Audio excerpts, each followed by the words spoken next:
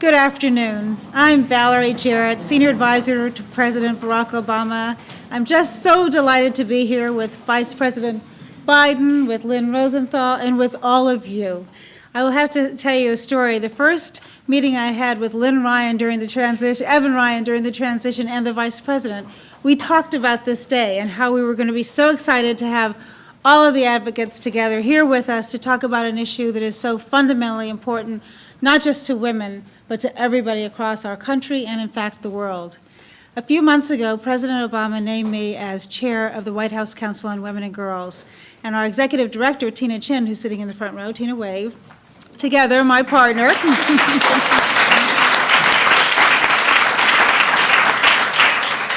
we're committed to working with our council, which is an interagency task force made up of all of the agencies in the federal government, senior people from each agency, and our mission is simple. It's to look at the issues that face women and girls in our country and, in fact, internationally, because the State Department works closely with us as well, and figure out what we can do to enhance the quality of life for women and girls, because as we all know, go by the happiness of women and girls, it affects the entire family, in fact, everyone. And so one of our fundamental issues is domestic violence. And so you can imagine how delighted I am then to have one of the strongest advocates in the world right here, our Vice President, who not only, thank you,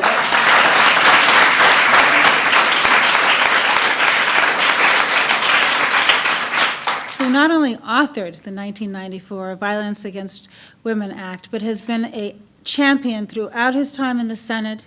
Each and every day he focuses on this issue. We had a pre-meeting before we came over here, and he got passionate and excited all over again because he knows, surprised, because he knows really in all seriousness how important this issue is and how working together with each and every one of you who's here today and who's listening throughout television land, we can make some progress in this area.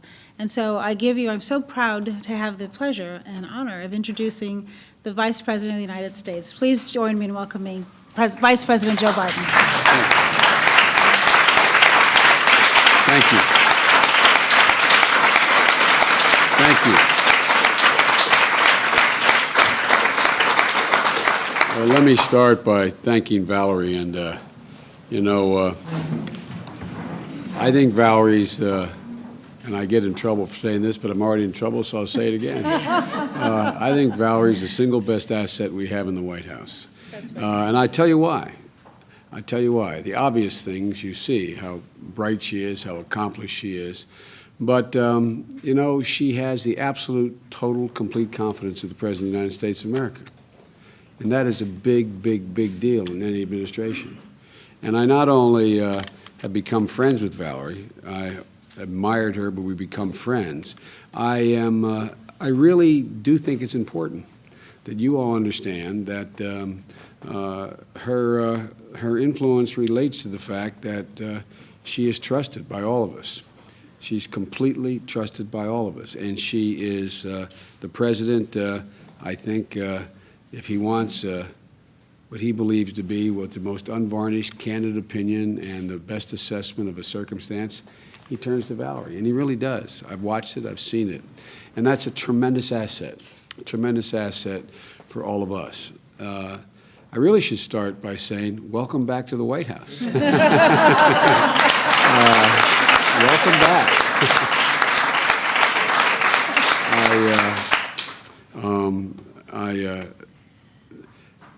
I won't identify any of you because I've been around so long. I know you don't want to be identified of knowing me as long as some of you have. It's a telling thing. But I look around this room, and I've had so many allies in this room, and you've taught me so much. And I mean that literally. You've taught me so much over the last 3 decades of my engagement in this issue and other issues. And, I'll introduce people in a minute when we sit down at the round table. But let me just start off by saying that what I'm about to say is not a knock or a criticism on the last administration or anybody else. But the truth of the matter is that I was saying in our pre-meeting here that there are sins of commission and sins of omission. One of the sins of omission is this has not been a front and center issue for the last 8 years on the national agenda. It used to be. It used to be. When you guys passed the Violence Against Women Act, it was. And it got off to a roaring start. And as you all recall, we were able to make incredible inroads in the corporate world, changing attitudes, incredible inroads with law enforcement officers, with judges, across the board. And so I'm here to tell you that when the president, there was only two things the president at the front end basically said, asked me what I want, what would I want to have some direct control over and be the source of the recommendations for who fills the various jobs. And the two things I asked were to deal with law enforcement and to deal with violence against women. Because quite frankly, I think they intersect in a way that requires just constant attention. And so I'm really delighted to be here with the woman I'm about to introduce. It's exciting to be surrounded by so many strong advocates. Ellie, it's great to see you. You know, we sat at a table like this a couple years ago when you finally said, hey, what are we doing? Why don't we pass this thing? I love this woman. You ought to thank her. That's the reason why this thing happened. You know, and we've worked with an awful lot of you, as I said, for years. And to announce the first ever White House advisor on violence against women is, it would be an exaggeration to say a dream come true, but an ambition, a desire that has come true. So for many of you, in fact, all of you probably know Lynn. I don't think there's anybody here who probably doesn't know Lynn. As you all know, she's dedicated her career to dealing with domestic violence and sexual assault, but it's her passion, and not that I'm ever impacted by passion, but it's her passion that is, I think, her most important qualification for this job. Because I really think it's more, we have to be passionate about what we're doing. That's the thing that's going to awaken the sensibilities, as my mom would say, the sensibilities in the American people. And so, you know, when I told Lynn when I offered her the job, and that's a presumption to say I offered. The president asked me, gave me the authority to, how can I say this? Anyway, when we talked about the job, I told her that the president and I wanted someone who would wake up every single day and go to bed every night, literally, not figuratively, thinking about what am I going to do today and what am I going to do tomorrow to deal with this awful scourge referred to as violence against women. And I am absolutely convinced from years of working with Lynn that it's not only in her head, but it's in her heart, in her gut.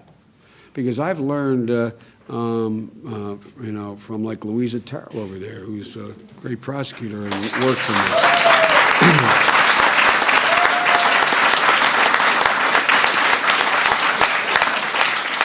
I've learned over the years, working in this with so many incredible women, that this is not something where you can, in fact,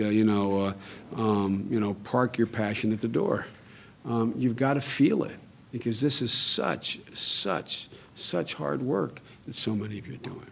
You know, many of you have heard me say it before, but my father was the one who taught me that the single most serious sin a man or woman can commit is to abuse power. And the ultimate abuse of power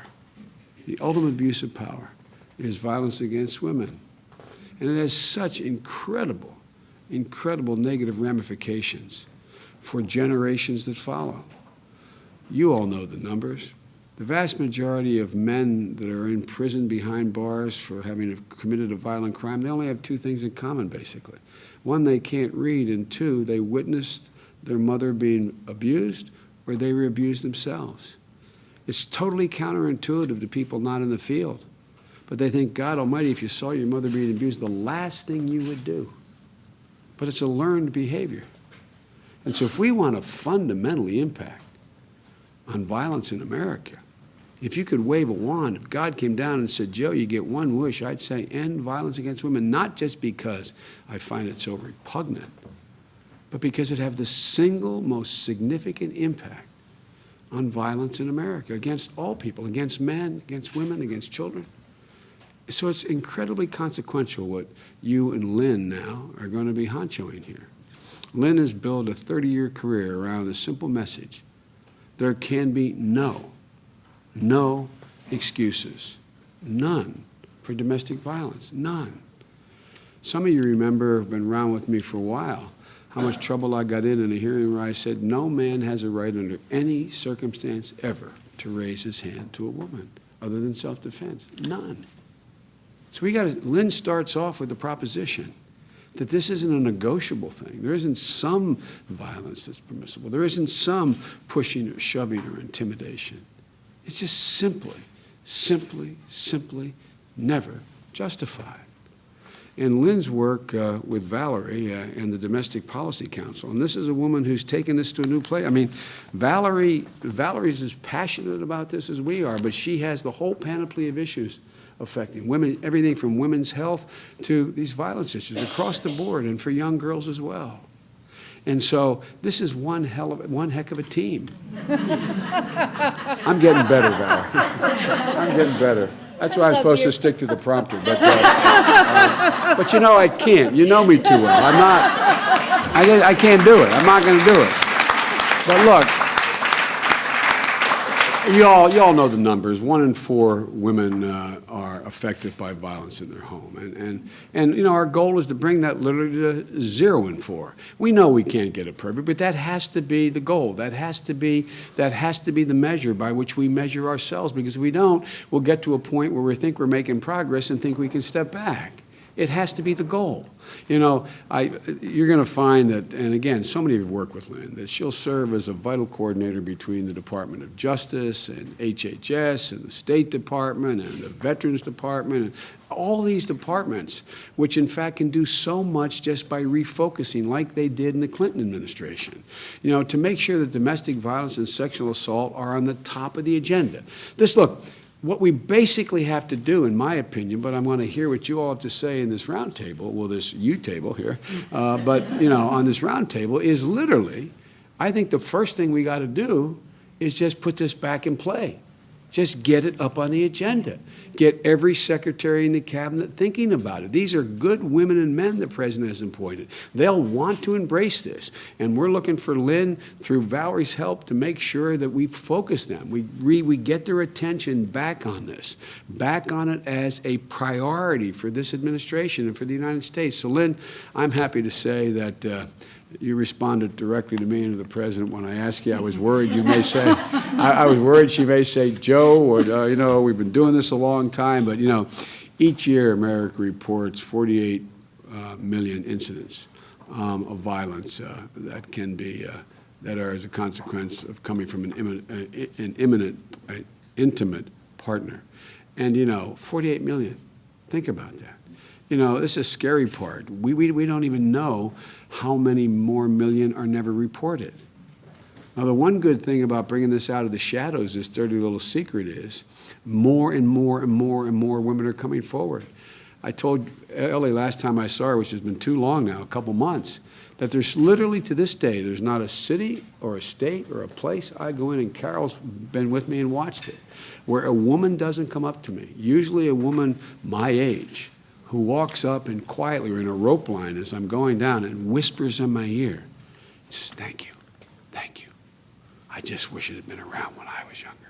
But thank you. The worst imprisonment in the world is being imprisoned in your own home. The most vicious of all crimes are, quote, domestic crimes. And I know Lynn feels that way, and that's why I was so proud on behalf of the president to be able to offer the job. You know, household violence also costs the country a lot. It costs us $4 billion a year in medical expenses. But, you know, that's chump change compared to the personal cost. And most of you know from experience just how, for taking care of women and taking care of victims, just how just how difficult it is. You know, Lynn's experience on a national level as executive director of the National Network to End Domestic Violence is going to serve her incredibly well here. On a state level, Lynn herself has led 2 of those coalitions, one in Florida, one in New Mexico. Most recently, she drew up a comprehensive plan to rehouse Floridians who would have had to return to an abusive home. And she's been in the trenches. She's been director of battered women's shelters. I mean, God, for those of you, as you've heard me say before, as my mother would say, they're doing God's work, man. You see it every day. I don't know how people deal with it. It's just amazing, but she's done it. She's actually done it. So she gets it that shelters need to be supported more than bake sales or, good intentions. And Lynn also shares something in common with me.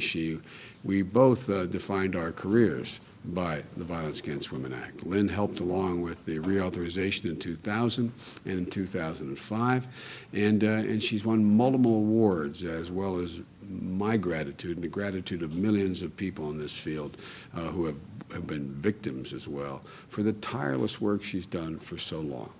Writing the original Violence Against Women Act in '94 was the proudest accomplishment of my public career, but I did not write that alone. I wrote that with many of you sitting at this table. I wrote that with many of you here. You shaped it for me. You educated me. You helped me do the hearings. You got it done. And it would never happen but for all of you in this room. And with Lynn's help, at that time, it made a real difference. She was 4 years old when she was doing it. Since she was a prodigy.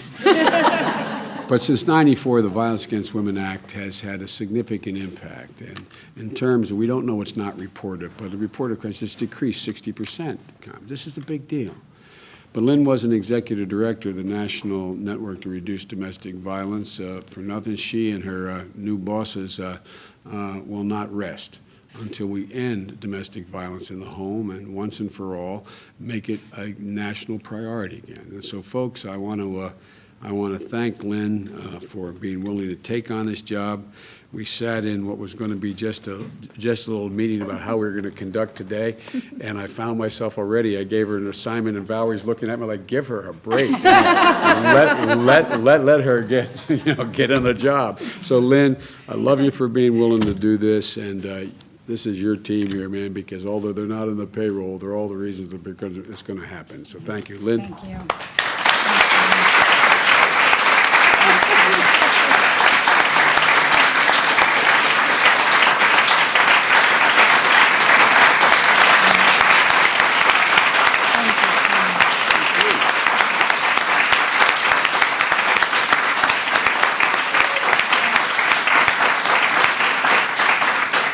I still just love to say Vice President Biden, so thank you.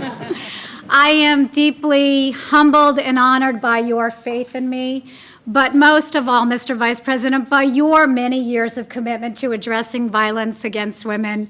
Your report in 1991, A Week in the Life of American Women, profoundly influenced my own personal commitment to our mutual cause. And I've often heard you say that when you met the people in this room, those working in shelters and hotlines and state coalitions, that you really found your partnership and your allies for the Violence Against Women Act. So it's very nice to be among friends. I know that the Violence Against Women Act works because I've seen it in communities all across this country. I've seen what happens when a police chief steps forward and takes leadership. I've seen what happens when a judge sends a victim down the hall to meet with an advocate to learn more about our options. I've seen what happens when victim advocates and law enforcement officers and prosecutors sit down at the table to write protocols for responding to domestic violence and sexual assault. And I know, Mr. Vice President, because of your work and that of everyone in this room, literally thousands of victims have come forward seeking help. But I also know that still today, our shelters are full, our hotlines are ringing, the high rates of violence against Native women remain profoundly disturbing, and our investment in addressing sexual violence has really only just begun. Today truly is a great day for victims of domestic violence and sexual assault because today they know that this White House cares so deeply about them, their families, and their communities. So I am looking forward to working very closely with you, Mr. Vice President, with Ms. Jarrett and the White House Women's Council, and with everyone who is here today to step forward, seize this remarkable moment in time, and begin with renewed commitment. So thank you all so very much. Thank you so much.